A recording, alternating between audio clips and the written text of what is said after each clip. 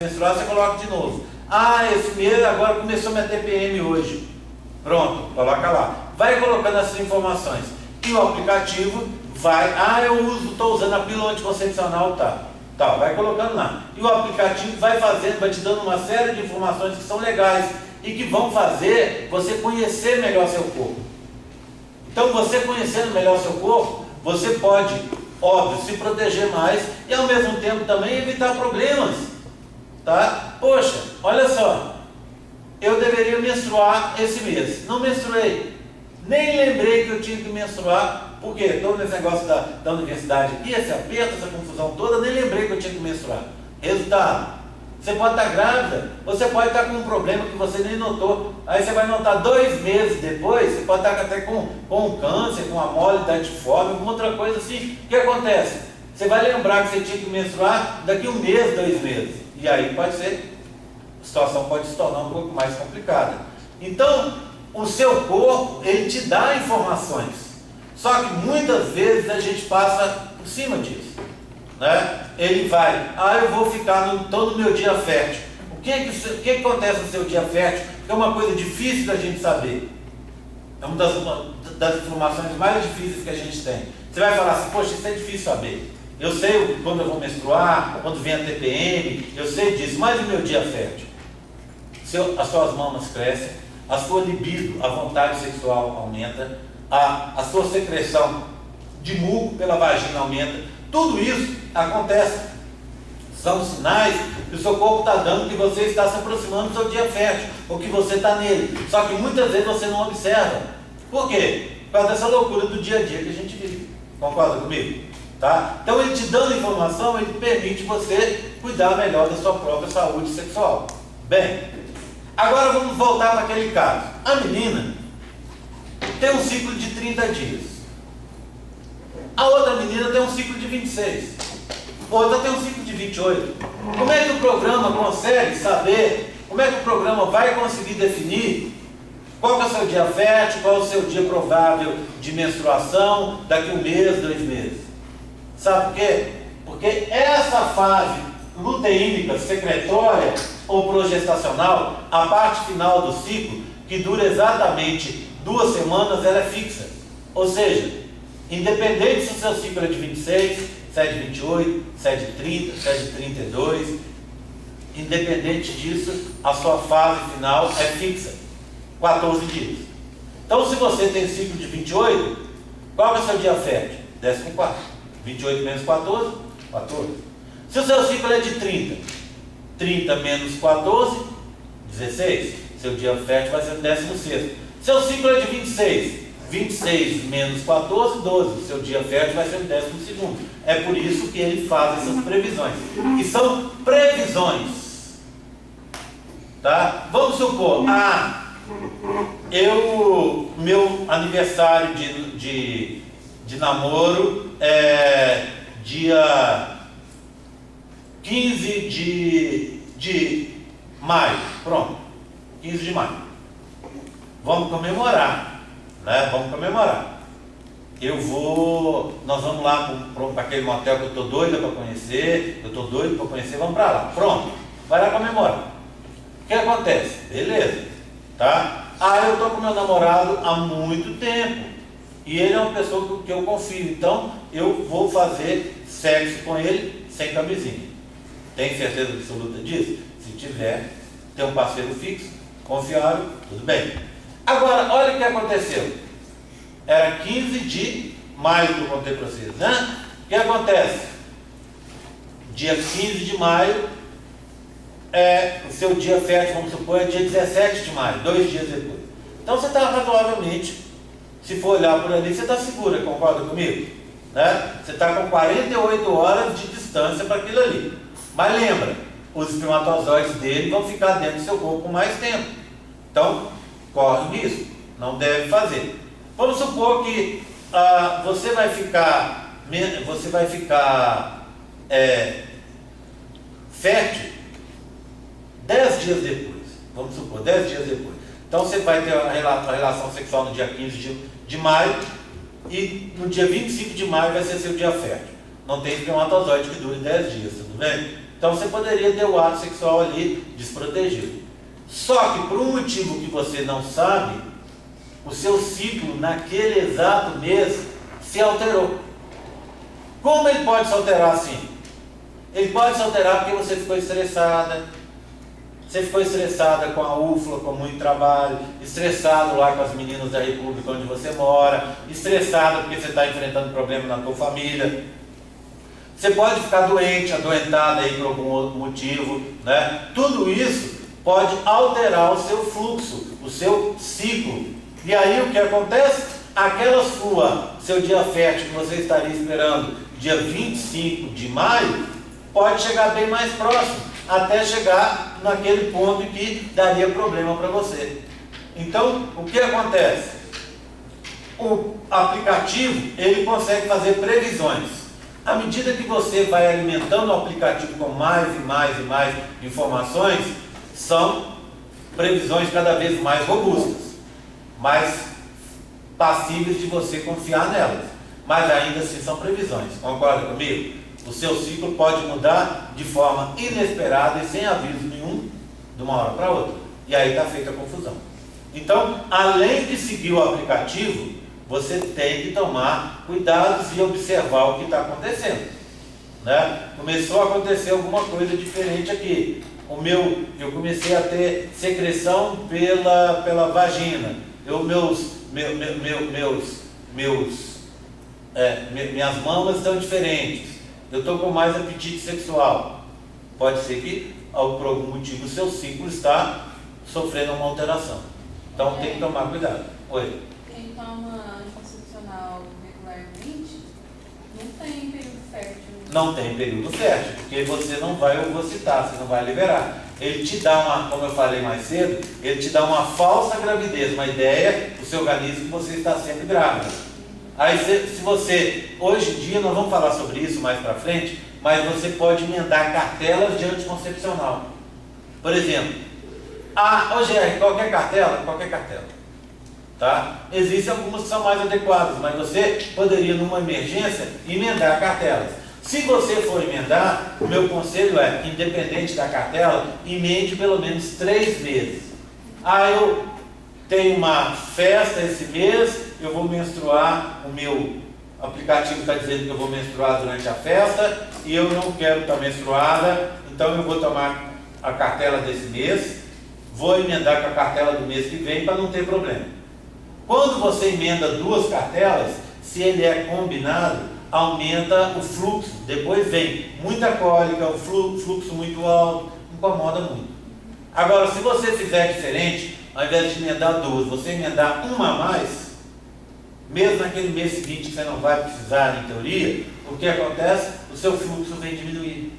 Isso é uma das maravilhas de você estar emendando, tá? Eu posso emendar por quanto tempo? Indefinido. Pode emendar quanto tempo você quiser. Aí, quando eu paro, vai diminuir a minha fertilidade, eu vou ter uma menor chance de engravidar, se eu quiser engravidar em determinado momento? Não diminui. Tanto é que tem gente que esquece um comprimido. Esse é o problema. O problema da pílula é esse. O grande problema do anticoncepcional, que é um método extremamente seguro, extremamente bacana. Porque o organismo está com o remédio. Depende, tá, Samanta? O negócio funciona assim. Depende da concentração do remédio. Se você toma uma pílula que eles chamam de mini pílula, que é só progesterona, você não pode esquecer nenhuma.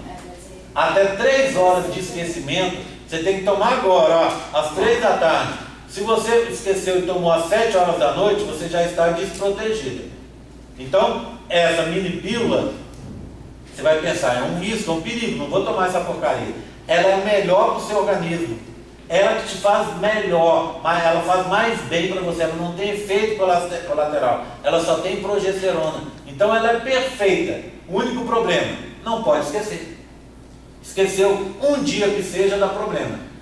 As pílulas combinadas variam. Tem pílulas que você não pode esquecer, você pode esquecer 24 horas e toma 2, tem algumas que você pode esquecer um pouco mais. Existe uma pílula no mercado que você pode esquecer até 72 horas, tá? Mas É complicado. Quem toma anticoncepcional, muitas meninas tomam, as meninas sabem que o mais difícil de tudo é lembrar. É lembrar que você tem que tomar o remédio. Né? Ele funciona muito bem, mas o esquecimento acaba avacalhando tudo. Principalmente no retorno, né? Como é que é o retorno? Você estava tomando anticoncepcional, deu aquela parada, ou tomou aquelas pílulas diferentes, sem princípio ativo, que a gente chama placebo, e aí tem que retornar para uma outra cartela. Esquece de comprar a cartela, esquece a cartela em outro lugar, esquece de tomar o comprimido que está na cartela, e aí está feita a confusão. Né? Esse é o grande problema do anticoncepcional. Por isso, que na aula de anticoncepcional, a gente vai conversar bastante sobre outras possibilidades, tá? Semestre passado, o pessoal da turma de medicina, eles deram uma aula sobre esse assunto. Foi muito bacana, eu gostei demais. Vou ver se esse semestre eles podem de novo, tá? Porque é muito bacana, porque é um bando de meninos e meninas como vocês, para conversar sobre esse assunto, várias pessoas falando sobre esse assunto, e aí as pessoas se sentem mais tranquilas, mais à vontade para fazer as perguntas, os questionamentos, né? E aí eu fico meio como um mediador ajudando. Vamos ver se vai rolar esse mês. O mês passado foi muito bacana. Então o ciclo de vocês, meninas, funciona assim, tá? Por isso que eu estou falando primeiro da parte feminina, porque ela é mais complicada do que a masculina. Quem aprende a feminina, aprende a masculina, com muita facilidade, tá? Depois nós vamos falar de novo do ciclo feminino na aula que vem e nas aulas seguintes. Fala. É uma pergunta sobre a matéria, voltando. Pode falar. O corpo lúteo, ele trabalha mesmo depois, ele permanece trabalhando na fase luteínica, mesmo depois de não ocorrer a fecundação? Não, ele vai morrer. Uns 2 a 5 dias depois da não ocorrência da fecundação, ele começa a entrar em falência e morre. Tá? Então ele dura enquanto o gameto feminino estiver vivo e enquanto o embrião estiver vivo. Aí ele dura.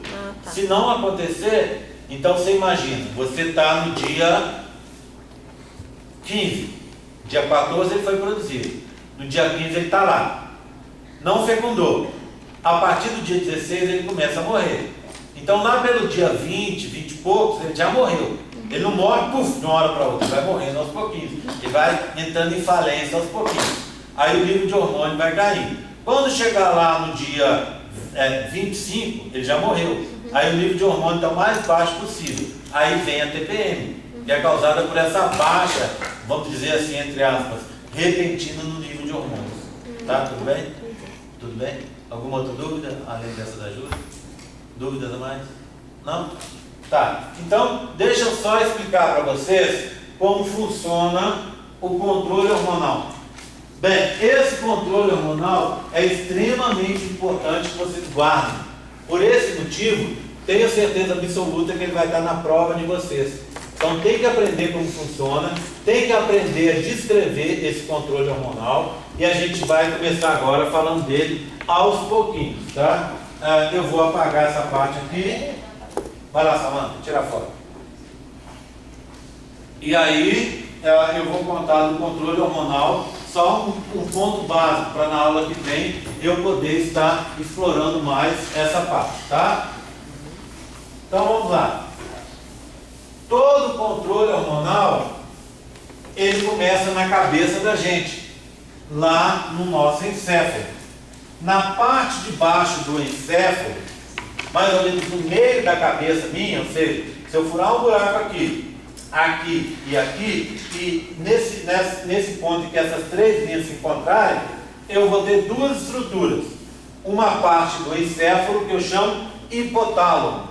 Esse hipotálamo libera um grupo de hormônios chamados GnRH. Vamos escrever o que é, como vocês não sabem o nome? Hormônio liberador de gonadotrofinas. Daqui a pouco eu vou explicar o que são gonadotrofinas, tá? Esse GnRH vai agir numa glândula que a gente tem abaixo. Então imagina, ó, você tem a cabeça, deixa eu ver se eu consigo fazer uma cabeça aqui. Nariz, aqui uma boquinha, pronto. Tem uma cabeça aqui, tá? Tudo bem? Tá a cabeça aqui. Exatamente no meio da cabeça, não vi no meu desenho não, é muito feio, e do desenho do professor. Pronto, agora ficou perfeito. Pronto, tá? O que acontece? Exatamente no meio da cabeça, então você tem um encéfalo aqui em cima, tá aqui, cerebelo tá aqui, etc, etc, tá? Aí o que acontece? Exatamente aqui embaixo, você tem uma projeçãozinha aqui assim, que é o hipotálamo. Vou escrever aqui, ó, 1 e colocar o número 1 aqui, ó, 1, tá? E embaixo dele, você tem uma estrutura na forma de gota. Na verdade são duas, uma aqui e outra aqui, tá? Essa estrutura, se eu furar aqui, ó, ela fica no fundo, acima do meu palato aqui, né? No meio exatamente da minha cabeça. Tanto é, se eu tenho, muitas vezes a pessoa tem que fazer cirurgia, se ela tem um tumor na hipófise, ela faz pelo nariz, tá? Então, essa região é a hipófise, que fica numa parte óssea aqui, ó, protegida, que a gente chama cela túrcica. A hipófise tem duas partes. Essa parte de trás aqui, ó, eu chamo de hipófise posterior. Hipófise posterior ou neurohipófise. Hipófise antigamente era chamada de pituitária, tá? É a mesma coisa se você ler aí no livro. A hipófise posterior ou neurohipófise vai produzir dois hormônios, tá? Um é a vasopressina. Vasopressina é aquele hormônio que é produzido, que vai agir lá nos meus rins, controlando, né? Controlando a pressão sanguínea. A ADH, hormônio diurético, antidiurético, não é isso? Ou vasopressina. Esse é produzido pela hipófise posterior ou neurohipófise. E existe um outro hormônio produzido por ela que se chama oxitocina. Essa oxitocina é um hormônio muito bacana porque ele tem a ver com a ejeção, com J? Com G? J, isso mesmo. Ejeção de leite.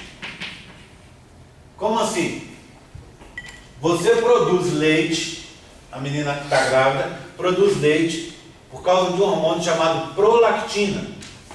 Prolactina. Tá? Essa prolactina faz com que as mamas cresçam, cheias de leite. Mas esse leite não desce. Ele só vai descer quando o bebê começar a mamar. Quando ele começa a mamar, aí dá o que a gente chama sumiu de novo.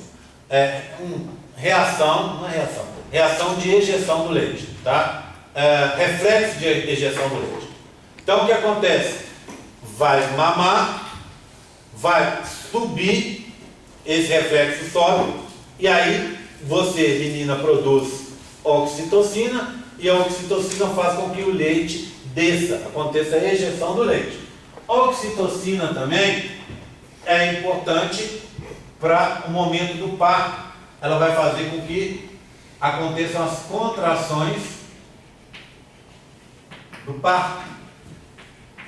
E ela age junto com um hormônio chamado relaxina, vai fazer com que esses ossos da bacia se abram, permitindo a passagem do bebê ali. Além disso, a oxitocina é o chamado, eles chamam de hormônio do amor, o hormônio da coesão social. O que é isso? Já viram que todo bebê é bonito? Você pode falar assim, você não conhece, você chega e vê um bebê, você até assusta de tão feio que é o bebê. Mas aí você fala assim, fica com o bebê lá uma semana pra você ver, um dia que seja, daqui a pouco você já está falando, esse danadinho de tão feio é bonito. E daqui a pouco não é nem de tão feio é bonito, é de tão bonito é bonito, não é verdade? Por quê? Porque o bebê, ele libera oxitocina. E a oxitocina, ela é liberada como um gás. Você vai absorver essa oxitocina e a oxitocina vai fazer com que você tenha uma coesão social, você tenha cuidados com aquele bebê, você vai cuidar dele, tá? E aí, quem produz oxitocina também é a mãe. A mãe que está amamentando produz grandes quantidades de oxitocina, principalmente a que está amamentando. E essa oxitocina faz o quê? Faz com que o maridão fique mais apaixonado ainda pela mulher e pelo bebê, e aí cuide deles com mais e mais esmero. Tá? Você vai falar, poxa, mas nós somos pessoas inteligentes, isso, a gente está fazendo isso por causa da nossa razão, não por causa de hormônios. Sim, a razão tem muito a ver, mas hormônios também estão envolvidos. E aí, não é só com a gente. Quer ver? Pensa num animal bem mais primitivo, um leão, por exemplo. O leão está lá na África, lá na savana africana, ele está 3 semanas sem comer. E está cheio de comidinhas bem fofinhas ali para ele, né? Seus filhotes. Por que ele não comeria os filhotes? Se ele quiser comer os filhotes, ele vai comer, não é a fêmea que vai impedir, né? E o filhote o quê? Está gordinho, está ali, comida fácil, ele não vai ter que brigar com ninguém praticamente, né? Vai comer aquelas carnes bem tenrinhas ali e tal. Por que ele não come? Porque o filhote produz grandes quantidades de ocitocina e faz com que o leão tenha um cuidado parental. Então ele não vai atacar o filhote dele. Tá certo? Bem, o que acontece? Você tem um macho lá no bando, o macho alfa. Esse leão dominava o bando. O que aconteceu com ele? Ele morreu, ou aconteceu alguma coisa, ele perdeu o reinado dele. Um novo macho alfa que chega lá, a primeira coisa que ele faz, sabe o que é? Matar os filhotes. Ele mata todos os filhotes. Por quê? Por 2 motivos. Primeiro, para que as fêmeas fiquem, assim que a fêmea perde o filhote, ela entra no cio de novo e daqui a pouco ela está grávida desse macho recém-chegado. E segundo, ele consegue fazer isso por quê? Porque ele não está em contato próximo com aquele bebê. Então a ocitocina não está agindo em cima dele. Na hora que ele chegou ali, ele lima a filhotada toda e aí ele vai conseguir ter uma prole que seja só dele, garantindo a perpetuação dos seus genes, tá vendo? Então, isso que começou lá a gente tem de forma tão marcante nos animais, se estende até o ser humano, tá? Comprovado que essa ocitocina age e ela tem a ver com essa coesão social, que vai reunir, né? Algumas não chamam nem hormônio do amor, algumas chamam hormônio da família, porque ela reúne os familiares em torno daquela prole que está ali. Bacana, né? Bem, mas não é de oxitocina que eu quero falar. Eu quero falar da outra parte da hipófise, que está aqui, ó. Essa hipófise que está aqui, do lado de cá, ó, na frente, é a chamada hipófise anterior ou adeno hipófise. O que faz essa adenihipófise? Produz uma grande quantidade de hormônios. Por exemplo, ACTH, hormônio adenocorticotrófico. Fazem o quê? Cuida das adrenais, aquelas glândulas que ficam acima dos rins. TSH, hormônio tireotrófico, que vai agir na tireoide aqui. Lembra? Tireoides é uma glândula que eu tenho aqui, perto do pomo de Adão. Essa glândula produz 3 hormônios: Os mais famosos são o T3 e o T4. O que o T3 e o T4 fazem? Agem nas células controlando o metabolismo de glicose. A queima da glicose, o metabolismo interior das células, é controlado por essa glândula, que está aqui, ó. E quem controla a tireoide? A hipófise. A adenopófise. E quem controla a adenopófise? O hipotálamo. A gente está vendo ali. Tá certo? Bem, você tem a produção de GH também, hormônio do crescimento, tá? E outros hormônios mais. O que me interessa são 3 hormônios que são produzidos aqui. O PRL, que é a prolactina, eu já falei dele hoje, é aquele hormônio relacionado com a produção de leite lá nas mamas. E 2 hormônios aqui, ó, olha aqui, ó, FSH e LH. Esses 2 hormônios são as chamadas gonadotrofinas. Vamos lá, biologia? Vamos lembrar o que é trófos. Trófos quer dizer alimentar. Gônadas, testículos e ovários.